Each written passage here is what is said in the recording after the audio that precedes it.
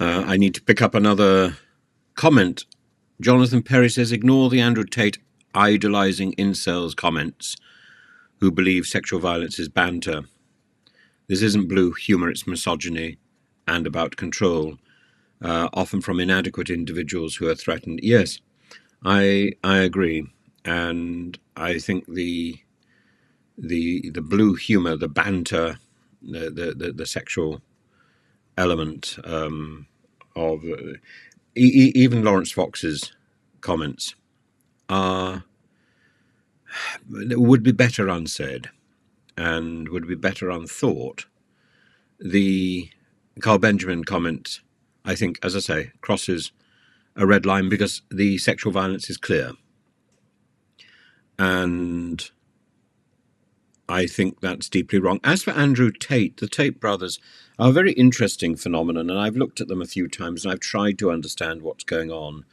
And I don't really understand what incels are, and I'm sure there'll be plenty of people who can leave comments trying to tell me what they are. I've done quite a lot of research into it. I've tried to work out what is positive and what is negative about this. But in the end, I'm afraid I come to the conclusion, it may be because I'm of a different generation, that while I approve of the stoicism that the Tates promote, I don't approve of the apparent indolence and the narcissism, the hedonism. I don't approve of the hedonism. And I don't approve of the lack of commitment, and I don't approve of using people of either gender. And I think the Tate ideology, if it doesn't necessarily promote that, at least allows for that. And one must be very careful to make a distinction between what somebody says and what somebody promotes and how it's understood. And I think somebody who is putting forward a cult online must be responsible for the way that cult is understood, not only for the language which is used to promote it, but also for the way that it is interpreted. And I feel that Andrew Tate has a lot of explaining to do.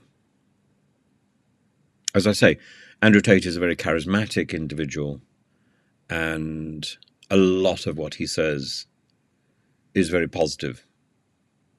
This idea of taking responsibility for your actions and for your words, well, as I say, he needs to do the same. He must take responsibility not only for what he has said, but for the way that it is interpreted by his followers. And I'm not convinced he does that, and I'm not convinced he would entirely agree with all the things that his followers say in his name. But that is the problem of running a cult. And I think at its heart, that is the problem that surrounds his continued incarceration and the charges against him. I think in the end, he can probably demonstrate that he hasn't said or done too much that is beyond explanation. But I think the understanding of his followers goes beyond that. And that is the problem. It's who he represents rather than who he is. I may be wrong. And as I say, I've looked into it, and I've tried very hard to avoid talking about Andrew Tate because I don't really. I think I'm the wrong age and I have the wrong understanding to come to grips with what Andrew Tate is trying to say. I think young men particularly need better examples in this world. And and Andrew Tate is filling that gap. I wish there were others who would lead by example, who were not Andrew Tate. I think the idea of Stoicism, the idea of self-control, and the idea of a responsible masculinity is important, but it needs to be matched with a respect for others, a respect for women, a respect for authority, and a decision to take responsibility, take on responsibility, to take on those positions of control eventually, to become the next leaders of our society.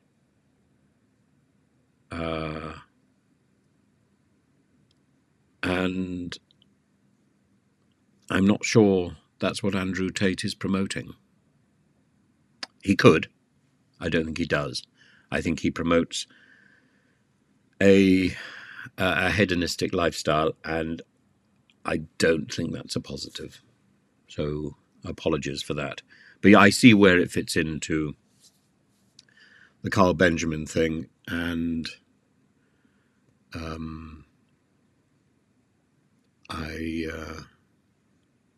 and indeed into the Lawrence Fox thing. But I think there's a distinction between what people say and what they do, between the foolish things people say to gain attention and the more solid character that lies behind that.